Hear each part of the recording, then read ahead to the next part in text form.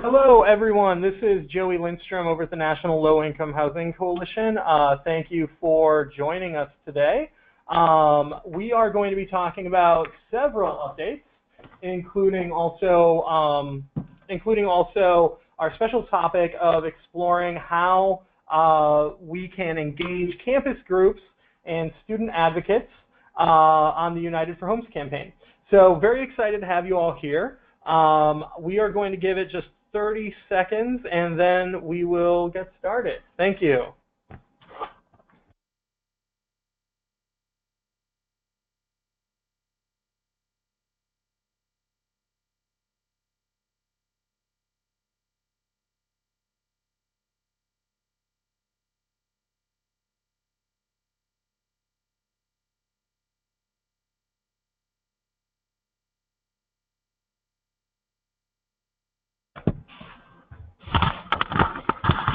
Right, hello everyone. Thanks for joining today's webinar.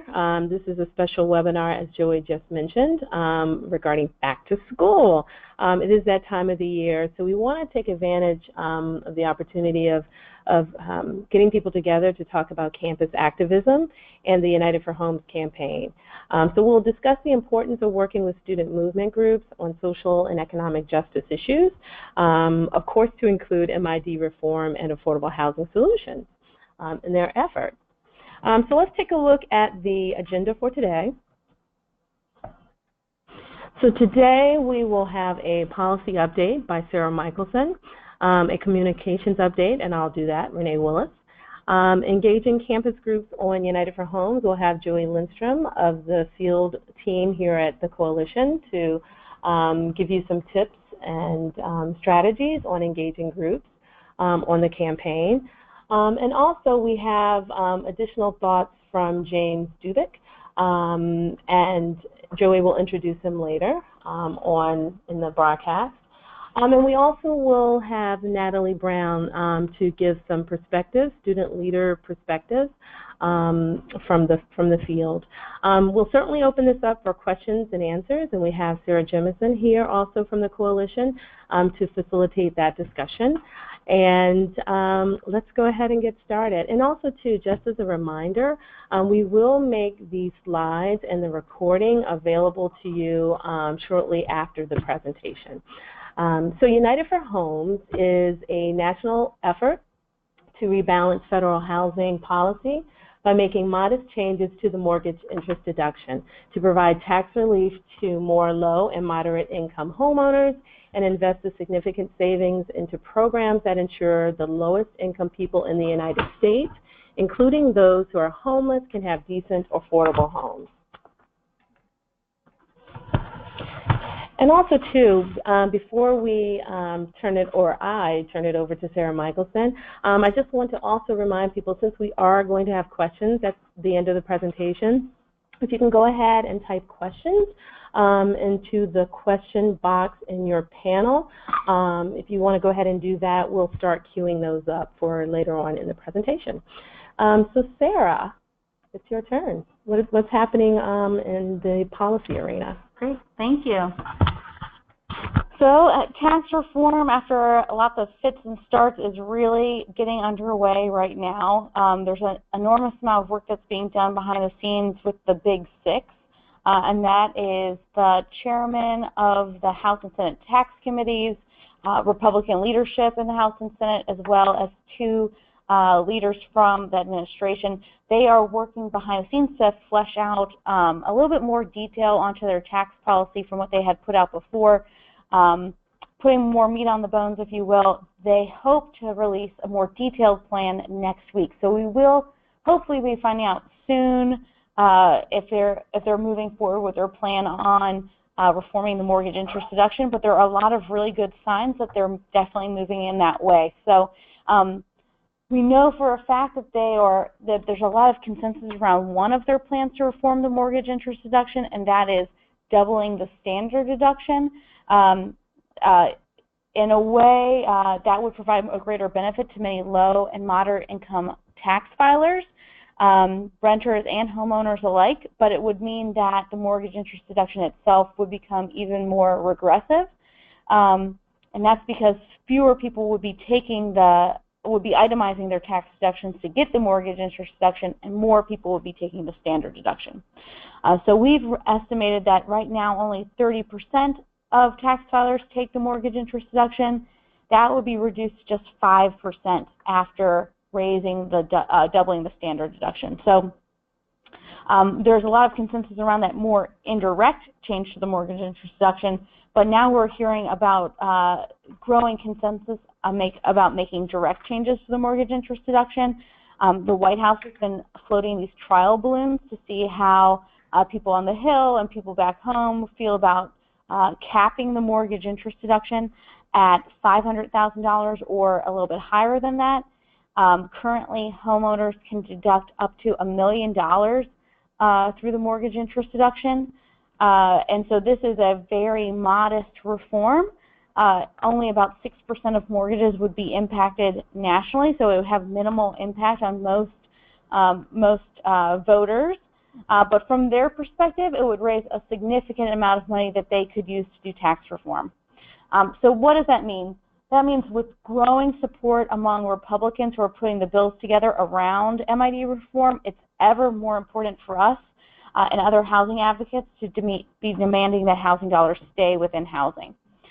So we are back on the Hill, constantly talking to offices, making sure it's clear that if there are changes to the mortgage interest deduction in the House bill, that the money goes back into affordable rental housing for people who have the greatest needs. So our targets, as always, have been to get as many members of Congress onto Keith Ellison's bill, the Common Sense Housing Investment Act. Most recently, we had a new sponsor come on board, Representative Barragan from California. So I wanted to thank all of the groups and people from California who've been weighing in with her office and thanking her for her leadership on this. Going forward, it's incredibly important for you to be reaching out to Democrats, especially to get onto that bill, since that seems most likely, and even among Democrats and more progressive wing of the Democratic Party to get onto that bill. But beyond that, it's incredibly important for people to be reaching out to their senators. We know that the Trump administration is making an active pitch with some Democrats who they think they might be able to get onto tax reform, like Heidi Heitkamp or McCaskill, Donnelly, Manchin, Collins, Murkowski, and others, moderate Democrats and Republicans, trying to reach out to those folks to secure their votes. And we're hoping that something like reinvestment into affordable rental housing will be at the top of their list of priorities when they're negotiating whether or not to sign on to the bill or not. But beyond that group of moderate voters, moderate senators, we still need a lot more of energy being put behind other members of Congress, including more liberal and moderate Democrats. It's really important that they know from people in the field and their constituents that MID reform is something that's worthwhile to do, and to encourage them to make a stand for reinvestment of the savings. The other thing I wanted to point out of what's happening more on the Hill is our new report that just came out, making the case for why we can use tax reform and how we can use tax reform to help end homelessness and housing poverty. It lays out all of the reforms that United for Homes has been pushing for, gives a little bit more of a background on what the political context is, and how it would impact people on a state-by-state basis, and even deeper than that. Encourage you guys to check it out, and if you can, send it a copy of it along to your member of Congress and email it to them. Fantastic. Thank you, Sarah. And just also, again, as a reminder, if you have any questions, please feel free to go ahead and type your questions in the panel box on your screen, and we will be happy to answer those questions at the end of the presentation. So wanted to give you a couple of just quick updates on what's happening in the news, the media. We're getting some really good media coverage on MID reform and the United for Homes campaign. In the last month, we've had media mentions in outlets such as the Washington Post, the Washington Examiner, Politico, LA Times, the Boston Globe. And just a few worth mentioning, we have a few on the screen for you here. But on September the 9th, the Washington Post, the editorial board actually of the Washington Post called for reforming the mortgage interest deduction. It was an excellent editorial piece, and it focused on 8.3 million very low income households who are eligible for federal housing assistance and who do not receive it. And it also goes even further, and it lists potential ways in which to address the shortfall. So it talks about the United for Homes campaign. It talks about the Housing Trust Fund, and it also provides links over to our website. So all of these publications and these articles are available on our website, which is at the bottom of your screen, unitedforhomes.org. So please check it out. The next thing we'll do, we have Joey Lindstrom, who is the manager of field organizing here with us today, and he's going to talk about the topic of the day, engaging campus organizations on United for Homes. Joey. Thanks so much, Renee. I'm really excited about today's topic. It's near and dear to my heart because I first got active on the movement to end the shortage of affordable and available housing as a campus organizer. I attended a conference that was held by the National Student Campaign Against Hunger and Homelessness in 2001, and I remember going to a workshop about this new idea called the National Housing Trust Fund. Actually, yeah, I believe that conference was in 2000, not 2001. How time flies. And after learning about this new great federal policy, I was so excited to go back to my campus at the time at the University of Wisconsin and get students involved in building support for this new idea. And as we have this year continued to think about and explore various ways to elevate the profile of the United for Homes campaign, one of the things we've done is looked at what are some voices who aren't currently actively involved in the campaign, who we need to have actively involved. So we did a webinar recently on mortgage interest deduction reform and racial equity. We've talked about tax policy, but today, one of the things we really want to dive into is how can we get campus groups more involved in United for Homes? But please be aware that as we talk about involving campus organizations and student activists, this is, for the most part, best practices and ideas that will be translatable beyond to just the United for Homes campaign that you'll be able to use for other campaigns that you're working on in your own states and communities. First, I just want to set the tone of student organizations and student advocates being valuable partners. There are a lot of benefits of having strong campus allies, and the first and most significant one that has probably already occurred to many of you is that this can be a low-cost option for building the capacity of your campaign. One of the things that we very often hear when mobilizing folks in the field on United for Homes and other federal policy priorities is that you don't perhaps have time or you don't have the staff resources to really get into the nitty-gritty of a federal campaign or federal policy issues, but perhaps having volunteers or student interns who can review research and prepare fact sheets and help by producing sign-on letters and so forth. This can be a way to, in a very low-cost way, expand what your organization is able to do. Of course, many students work as volunteers because volunteerism often is a component of their learning or components of campus culture. And then additionally, if there are campuses and universities in your community, they can be great sources of finding interns who can work on various aspects of your various programs, but can also work on the United for Homes campaign. Students can get course credit for their advocacy efforts, and of course, we always encourage you to pay your interns, you know, at least a minimum wage, because I think a lot of unpaid internship work can get a little overused from time to time.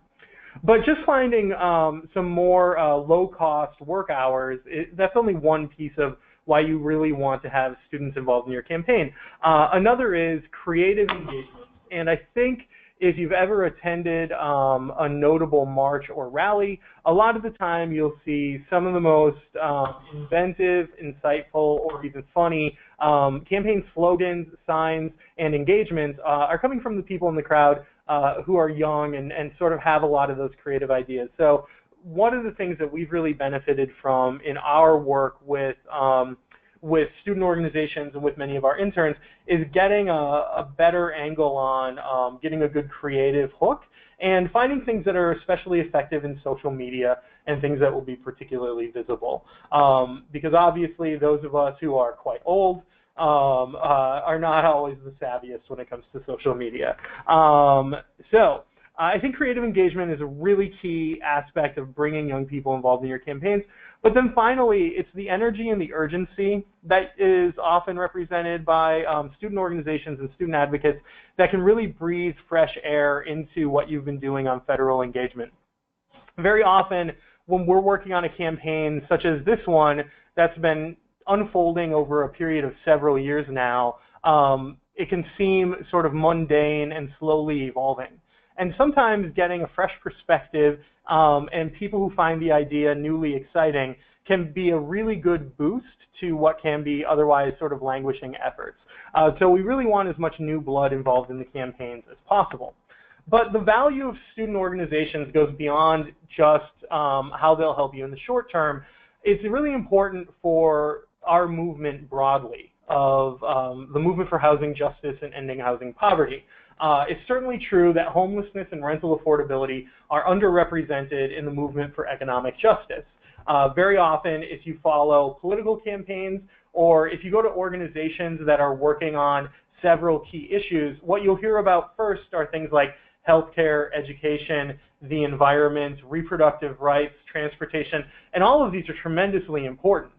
But too often, housing affordability is missing from that list. Housing, of course, is something that impacts everyone, and it's also the largest part of pretty much everyone's budget. So the fact that this is missing in our broader discourse is a real shame. So as young people in your community are currently discovering which issues matter to them and how they can be most effectively involved, it's really important to present that there are people, such as yourselves, working on solutions to homelessness and housing affordability, and that young people can be involved. It's really important when I talk about this to emphasize, though, that student involvement isn't necessarily just a leftist perspective. I think it's generally true that young people are more likely to vote more liberally, and as a result, campus engagement will often be amongst Democrats or people on the left side of the aisle. But there are a lot of people who engage on homelessness and housing issues, as you know, who do so from a perspective of community service and justice that can often come from a sense of community more so than a sense of sort of revolution or change and that sort of thing. So I think, especially from the perspective of promoting justice, this can engage with young people across the political spectrum. All right. If you want student groups to pay attention to affordable housing issues, what's the best way to do that? Well, obviously, the best way is to connect the issue to their own lives.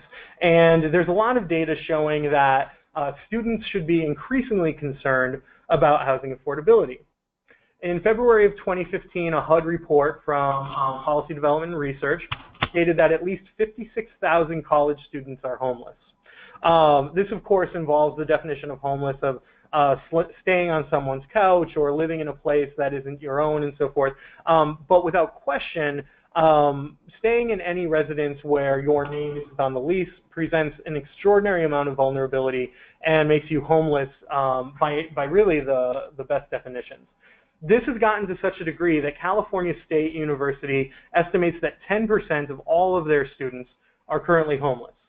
The City University of New York, or CUNY, finds that 41.7% of students are housing insecure, meaning they're at risk of homelessness and any potential economic hazard or hardship. This is as a result of many factors, but primary among them is that campus housing through dormitories is increasingly scarce and thusly decreasingly affordable.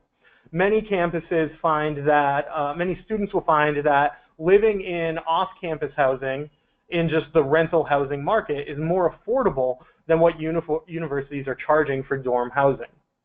As a result of this, then, students are not only experiencing extreme cost burdens, but students flooding into a community's rental housing market can drive up rents for everyone else. So students buying into affordable rental housing is extremely important, not just to them, but to the community that they live in. I know I've talked to people in our network who do work in State College, Pennsylvania. I've chatted with some folks who, not just from where I'm from in Madison, Wisconsin, but also Ann Arbor, Michigan, about the presence of students driving up rent for everyone else because there just isn't enough campus housing. But how else does housing affordability matter to young people? It matters not just while they're students and not working and broke. We can't imagine that while they're done being students, they're going to get paid well enough to have an apartment or a home that they can afford very easily. Because what we've learned, especially since the housing crash of 2008 and beyond, is that millennials are really getting hit the hardest in terms of cost burdens, and this means they can't become homeowners. High cost burden rates prevent saving for down payments on mortgages, and the high cost burden rates and the increasing rents also leave lower residual income. If you're high cost burdened, you don't have enough money to pay for everything else, and as a result, you're going to have a lower credit rating. This makes home ownership less and less of a real objective for so many young people and so many millennials. What's that? You'd like to see it expressed in a chart? Well, we have one. So here's a chart that was put together by Abodo, which is a for-profit rental housing provider that shows cost burden renters by generation. And if you look at the red bar, which just expresses the total number of cost burden renters, you might think, oh, well, this is really an issue for older people because baby boomers have the most cost burden renters. But what you really might want to look at is the gray bar alongside the red bar. What this shows is what percentage of that generation is experiencing cost burden. And when you look at that, you see that millennials are much more likely to be cost burdened than Gen Xers or baby boomers in rental housing. And this is a pretty broad definition of young people. This goes all the way up to the age of 34. The next chart I'd like to show you is what Dan Emanuel on our research team and I refer to as the basement chart. This refers to how long you live in your parents' basement after you've gotten done with college. Because what we're seeing more and more is that the high cost of housing and the stagnation of wages leads to young people relying on their parents to later parts of life. What's really interesting about this chart, though, is that it shows in more affordable metro areas, young people are relying on their parents for less time. So if you look just at that age group on the left, 18 to 24, you'll see that the blue bar is the percentage of young people who form their own households in the most affordable metro areas. The yellow bar is the least affordable metro areas. So what we realize from this is housing affordability in a given community is directly related to how soon young people achieve financial independence and begin their own households.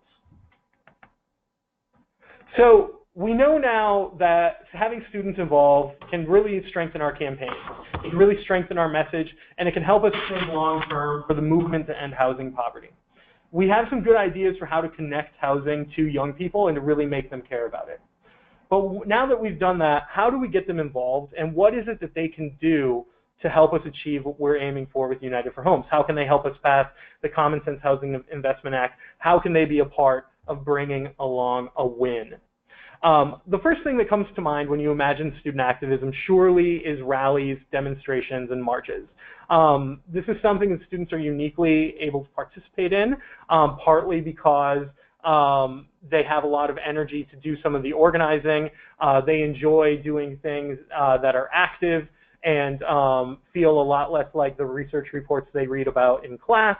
So there are a lot of reasons that students are well situated for public demonstrations. One of them is, unlike your organization that might have concerns about aggravating certain elected officials or getting bad press if a particular event goes awry, a lot of the time student groups have less to worry about in terms of long-term established reputation and so forth, so they're more willing to take some of those risks. So I start off by talking about rallies and demonstrations, but I really want to say, for those of you who think about involving campuses and student groups, don't think of them as only being able to do rallies and demonstrations. When I was doing this work in Madison, Wisconsin, 15, maybe 18 years ago, one of the things that got very frustrating is some of the other organizations in the community and in the state where we were trying to engage, they would say, oh, students, yeah, you guys can do a rally, but we weren't involved in sort of coalition planning discussions. We weren't involved in meeting with city or state elected officials and that sort of thing. Really try to give the student groups who are working with you an official role and give them opportunities to contribute. And one of the great ways to do that is teach-ins. Students have great access, obviously, to academics, to great information resources, libraries, and so forth. But they also have great access to large meeting rooms in the center of town where you can get together 70 people on a given evening and explore an issue and do that, and sort of do that sort of discussion and further explore mortgage interest, further explore equality in housing subsidies. Students obviously are also very effective when gathering petitions or doing call-in days. And sometimes you might think, well, if they're only getting petitions from other students or they're only sending phone calls from other students, they're only having an impact in the congressional district where that campus is. I would say that student groups, if well mobilized, can be put in other congressional districts, other communities to circulate petitions, go door to door, execute call-in days. I also want to remind you that very often student advocates are registered voters not in the community where they are a student, but in the community where they come from. And as a result, doing letter writing or doing call-in days is a great way to talk about United for Homes, not just to one member of Congress, but to as many as 150, depending on where all of these students happen to be from and where they're voting. Student newspapers are extremely important and often overlooked when we do our media engagement. I remember when I was at the University of Wisconsin, the Badger Herald was the third most read newspaper throughout the state of Wisconsin, above the Green Bay Press Gazette and other papers in other cities, just because the campus was so enormous, right? This can be the case in many other communities with large campuses. Campus newspapers, again, are an opportunity for us to put our issue of housing insecurity and housing poverty and the need for MID reform in front of people who are young and sort of still determining which issues they care about the most. Students obviously are a great resource for election engagement as well, doing work to talk to voters and candidates about the importance of mortgage interest deduction reform as we move forward. So these are all great ideas for how we get students involved. But is there any, downside to working with students? What's a common pitfall? Well, obviously, the problem is that student leadership cycles through very quickly. I know the organization I worked with in college, after myself and a few other people graduated and moved on, the organization sort of petered out. And for those of you who have tried to engage and work with student organizations over time, have likely seen sort of a similar problem. You find a couple of people who are really excited, and they engage very successfully. They go study abroad, they graduate, they transfer schools, and all of a sudden your strong relationship with student advocates is no longer there at all. So what are some things you can do to make sure that the engagement we do on United for Homes and other campaigns lasts longer than one semester? And the first and most important thing is to establish good contact rosters. Knowing who the president, vice president, secretary, treasurer of whatever student group you're working with, knowing their email address, their phone number, and how to get in touch with them. Additionally, you're going to want to update that annually with the newly elected student group leaders, and you'll want to make sure that you get to meet the newly elected student group leaders at the end of each academic year, and try to participate in events at the beginning of each semester as well, to let students know sort of what they can do and how they can be involved. You'll want to attend campus volunteer fairs or student involvement events where your organization can set up a booth to recruit interns, to recruit volunteers, to pass out fact sheets, and to get people excited about the idea of various campaigns you're working on, including United for Homes. One thing I always encourage, though, for organizations such as yours is to join student groups in what they're working on as well and have some sort of reciprocity. To not just engage them for how they can help you achieve your mission, but to also provide something back. It might be some skill development or working with them if you run a direct service organization so that they can hear from your residents and have more direct experience about poverty and more direct exposure and so forth. Find out what they're working on, and depending on if it's a campus group of college Democrats or a bunch of grad students in social work, or if it's a Catholic organization on campus looking to address poverty in their community, there might be different ways that you can participate in what they're doing. But one of the smartest things you can do that might have occurred to all of you is to establish relationships with faculty sponsors or campus career centers, campus volunteer centers, campus civic involvement centers. These are the staff people who will always be able to connect you to the new leadership and the turnover leadership of a student organization, because very often they have to register their organization with that campus center. So these are the thoughts that I really wanted to highlight about campus engagement in United for Homes.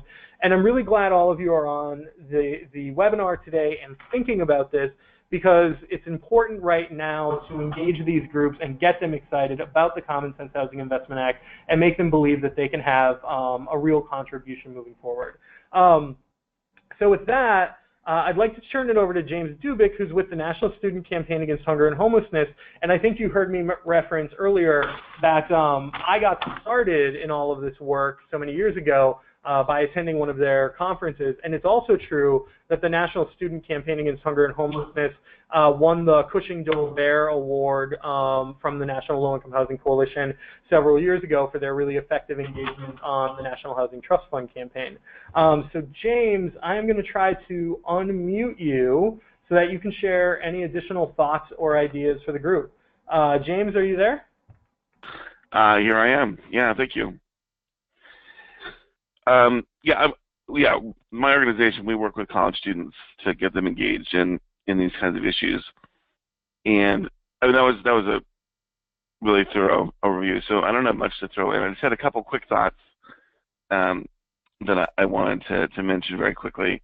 One is just I think you can't understate the value that can come from bringing students into your program, just in terms of the shot of adrenaline they can bring to your campaign, especially if your campaign's been going for a while.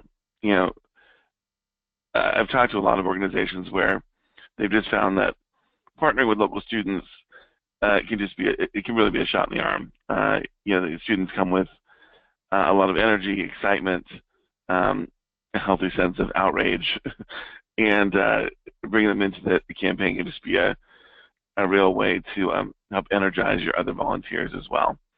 In terms of things you talked about, I just want to kind of just highlight a couple things that came up. One is about this idea that that students do frequently have two addresses, and with an advocacy campaign, that's something that you can use to your advantage. So you can have students petition on campus with their school addresses, and obviously you can use that to target the congressional district where the campus is located. But then many students live elsewhere, and it's fine to have them also sign a separate petition with their home address, and use that to target the congressional member where they have to live. And so you can often have students kind of double dip, so to speak, and there's nothing wrong with that. In fact, it can be a really useful way to spread your reach to districts where you wouldn't otherwise have any kind of influence. The second thing to note is just encourage the students that you work with to get creative and have some fun. They can bring whole new tactics to the campaign. I was just working with some students who were doing legislative work, and they kind of redefined the idea of petitioning by doing what they call the photo petition, where so with this kind of tactic, you'd have students who set up a table on campus to stop students, and instead of having them sign a petition, on paper, what they do is they stop students and take a photo, and the students would hold a little whiteboard that would say, I spend X amount of percent of my income on my rent, whether that number is 30 or 50 or 75%, whatever it might be. The student would write it in, and you take their photo with it, you post that on social media, and you tag the person's congressional rep in the photo, and that way the congressional rep will see dozens and dozens of these photos going up on social media. The student's friends will see it as well, and it's just a really easy way to do a social media action and a petition all at the same time. So just one example of the kind of creative, cool stuff that students can bring to the table that might not otherwise be part of your campaign. So those are just a couple things I want to throw in there. I will stop there, but again, just really excited that you guys want to work more with students, and I think that'll be a real benefit for your program. Thanks a lot for sharing those thoughts, James, and for that recent example. We are actually right now going to throw it open for any questions and comments that you all have. Sarah, do we have any? I think we're still waiting for a few people to come in, but Julie asked a question, are there any letter writing templates that we could recommend people use on campus, or, and I add to that, posters to get the word out, anything like that? So I would answer that question with two things. Number one is if you go to unitedforhomes.org and you click on Take Action, you will immediately see some text that is an auto-send email to your member of Congress once you put in your name and address and so forth. That text can be used to create a letter. And if you're going to create a letter that you plan on using locally, you may as well put in some local data. So if you go to unitedforhomes.org and under Impact, you can look at the impact of our proposal as it breaks down state by state, the potential number of housing units that would be created, the potential impact that it would have on mortgages in that given state. And so if you'd like to localize any given letter, you can start with that template and add additional data. Or if there's more data if there's even more data that you would like to include, like the housing wage or the gap of affordable housing, the shortage of affordable housing in your given community, you could just reach out to us at NLIHC and we can provide that data for you. But certainly start with that email text as a great way to do a letter writing campaign. Fantastic, thanks so much. Let's see. I'm not sure if any other questions right now, though a few more may be coming in. If anyone does have questions or suggestions about how they've engaged with campus groups, we'd certainly be interested to hear that. Oh, we do have one coming in that's asking about establishing relationships with campus groups. If we have recommendations for, you're not particularly connected yet with campus groups in your area and don't really know how to begin those relationships. So I would actually say the first thing to do would be to reach out to James and see if the National Student Campaign Against Hunger and Homelessness is already working in the community where you're at, because if they have a group they're aware of who's engaging on some of their campaigns, they might want to plug in more locally. I would then next get in touch with the campus's given volunteer center, or where I was a student, there was actually a campus civic engagement center for students who were working on community issues and so forth. So I would start with the established national organizations who work with students. That includes NISCA, National Student Campaign Against Hunger and Homelessness, Oxfam America, and actually the National Coalition for the Homeless has a lot of really good relationships with student groups as well. So I'd start there and then go to the campuses themselves and find out which campus organizations are engaging on housing and homelessness. One thing I'm going to add to that really quickly is it won't surprise you, or it shouldn't surprise you, when you find groups working on homelessness on campus, that they're very often doing it with a volunteerism or service approach, or they're doing fundraisers, but they're not doing political action. So sometimes it might be good to reach out to a campus group, a given campus organization for Habitat for Humanity or something, and say, in addition to building some homes, let's also create some change. and give them a political angle to take as well. So I actually would like to throw it over to James, who probably has some additional thoughts on that question, specifically, where do you find your campus groups? James, are you still with us? Yeah, definitely. No, I think that's exactly right. Most campuses have either a Center for Civic Engagement or a Center for Volunteerism or Center for Community Engagement. You know, they go by different names, but they all kind of do the same thing, which is they exist to connect students with local organizations. And so those offices are going to have lists of students who are looking to volunteer. They're going to have a database of every student group on campus. And so that would be really the place to start. Faculty can be a great, resource as well. If you know of faculty or can identify faculty members on campus who have a real interest in housing issues, they are often the faculty advisors for these kinds of groups or work with these groups in some capacity. And so you can go there as well. But usually there's an office on campus that exists to connect local nonprofits with students who want to help. And that's usually the best place to start. Thanks. Thank you, James, for that remark. Any other questions right now? Yeah, we have one question, kind of saying that, the United for Homes campaign is something that their organization has endorsed, this person's organization, but they do a lot of broader work. And so do you think it's better to focus on something that's a very specific campaign or focus on larger issues of housing affordability? I think that's kind of a false choice in my mind. I think you really need to do both, right? So I think it's important to educate young people on the broader issues of housing affordability, but I think you should expect them to tune out if you're not giving them something that they can do immediately, and sort of an immediate action piece. So I think if you talked to a given campus group about mortgage interest deduction, they would say, what the hell is that? Or if you talked to them about the shortage of affordable and available housing, they might not know exactly what that means.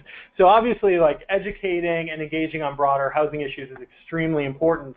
I would say United for Homes, the federal budget, the Affordable Housing Credit Improvement Act, the Ending Homelessness Act of 2017, these are all valid options of what you might want to work on, but each of them is a direct take action right now step that you can present to these young individuals who very likely are going to want to do something in the more immediate term. So in my mind, you kind of have to do both. I don't know, James or Renee, if you have other thoughts on that, but that's kind of how I think of it. I think you said it perfectly. You want to give folks, and especially young adults, something to be very active and to be something that's tangible. So I think you said it perfectly. All right, it looks like we have no other questions right now. Please feel free to continue to type in questions in the question box on your toolbar. While we're waiting to see if there are any more questions, I want to remind you that our next webinar will be October 11th, second Wednesday of every month, so it'll be 2 p.m. Eastern. And I also want to show you the contact information of the people you heard from today. Sarah Michelson, who did the policy update, Renee Willis, our VP for Field and Communications, myself, and then James Dubik from National Student Campaign Against Hunger and Homelessness. And I also want to throw out a plug for the National Student Campaign Against Hunger and Homelessness. They'll be doing their Hunger and Homelessness Awareness Week in November. It's always the week right before Thanksgiving. And to participate in the various events of Hunger and Homelessness Awareness Week in your community, go to hhweek.org, find out if there's something already happening, or get something going in your community. And I'm sure James would love to chat with you more about that as well. So, James, that's a plug for you, man. Thanks. All right, any other questions, Sarah? I don't think so. All right, well, seeing no other questions, then I'm just going to finish with a plug for NLIHC. Our members are our strength. Thank you for being a United for Homes endorser. If you're not a member, please consider doing so. Individual and organizational membership amounts are suggested amounts, so it's really whatever you or your organization can afford.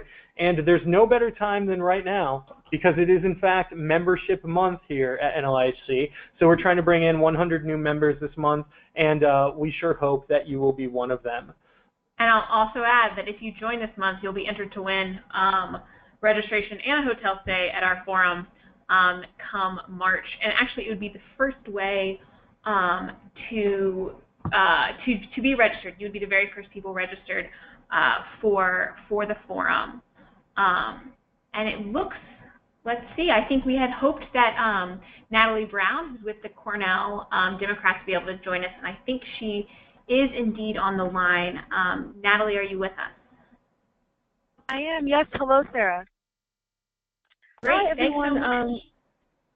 Hello, so hi, everyone. My name is Natalie Brown. I'm a former NLIC intern. I also serve as the president of the Cornell University Democrats in Petition, New York, which is a very far along way from Washington, D.C., and from I'm sure where everyone is right now, but it's experiencing so many of the same problems that Joseph discussed during his speaking. Living in a college town where housing is at the forefront of Canadian cities and even county conversations, we have tried to bring conversations about affordable housing to the forefront and emphasize it as a part of a student's role. So as Joey mentioned, those students are uniquely capable of rallying, protesting, and are shielded for many of the factors like possible troubles with that. Probably one of the best ways to involve students is to help them understand the problems in their community through voter education. For example, using the tools on NLIC's website and through the United for Homes portal, some of the profiles to help our students understand where housing rate is needed in their communities and also in their home communities as well, has helped us really spread the message of why focusing on affordable housing is so important. Hosting call-ins to standards representatives for so many of our students from all across the world and across the country has been incredibly monumental and has been one of the most fulfilling parts of being president, was trying to bring people to call the senators and get involved. We also do voter registration and canvassing and go out to town halls where we speak to, for example, Representative Tom Reed about the importance of affordable housing and other important issues in our area.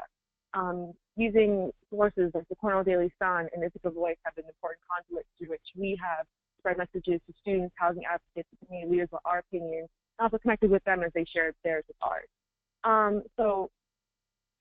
To respond to some of the pitfalls that I think were mentioned about how leadership changes very frequently among student organizations, to maintain a strong relationship, it's so crucial to try and maintain contact with an executive board and even to get on their list there to keep mindful of what they're doing in the community and maybe even try to join in or bring them into certain things when you have overlap.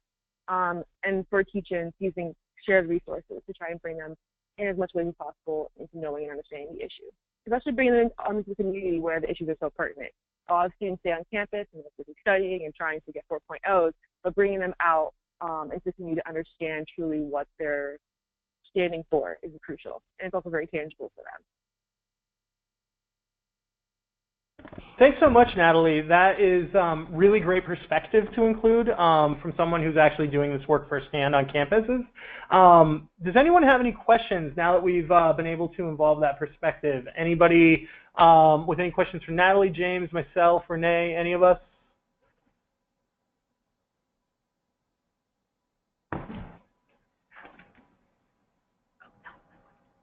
One question I would just bring up again for Natalie, I think Joey answered this well, but what would you recommend in terms of, you talked about listservs, can you tell us more for people who are outside of kind of campus environment, what someone would need to do to go about doing that, kind of what are the nuts and bolts of those processes? So yeah, so almost every student organization has an email listserv where they send out information to anyone that wants to subscribe to it. It's usually emails within the school email system, but can also be anyone outside. So as a leader of an organization, you can email the president or the leader or the organization's email to try and get on an email list, or even to get into a group list so you can be aware of what they're doing. So it's really very possible to stay on a list in that manner. It's super helpful to stay involved in what's going on with their student lives and their aspirations and what they're trying to do. Fantastic. And then one additional question. It's a good strategy of organizing and of all relationship building to make sure that it's not simply asking someone to do something for you repeatedly. Are there ways that you can think of that you think many student groups could use support, or support that a local nonprofit or advocacy group could provide to student groups that might be helpful, whether that's kind of material, logistic, being able to bring in speakers. Do you have anything like that in mind?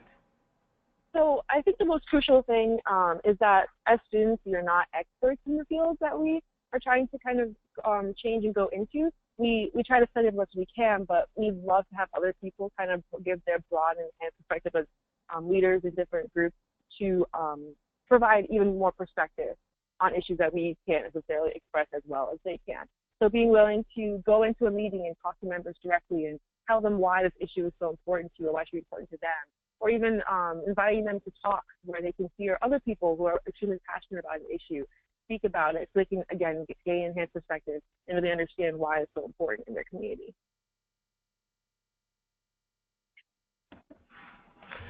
Okay, any other questions? I don't believe so, though if anyone has any questions, they're welcome to reach out to any of us, and we will pass them on to the proper person and get you an answer.